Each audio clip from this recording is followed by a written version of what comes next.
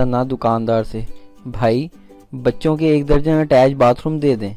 दुकानदार, बाजी इनको पैम्पर कहते हैं। नाराज लड़की से बहस करना नानी को आईफोन के फंक्शन समझाने के बराबर है।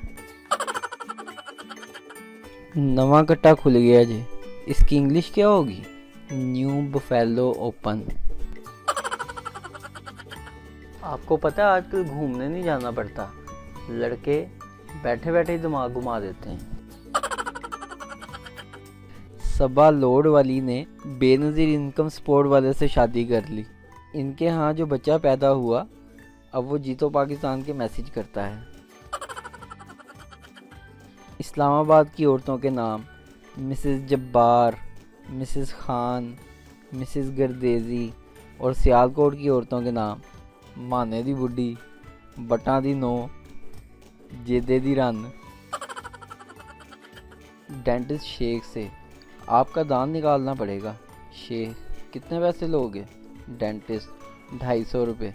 शेख, ये लो 50 रुपये और थोड़ा सा ढीला कर दो, निकाल मैं खुद ही लूँगा। वो तो शुक्र है कि शोर कुदरती खूबसूरत होते हैं, वरना तो मियाँ बीवी दोनों का ब्यूटी पार्लर का खर्चा नाकाबिले बर्दाश्त हो जाता। टीचर, चीनी को जुमले में इस्तेमाल करो। पप्पू, मैंने बर्फ़ी खाई। टीचर, इसमें चीनी कहाँ है? पप्पू, वो बर्फ़ी में है। बीवी, अजी सुनते हो?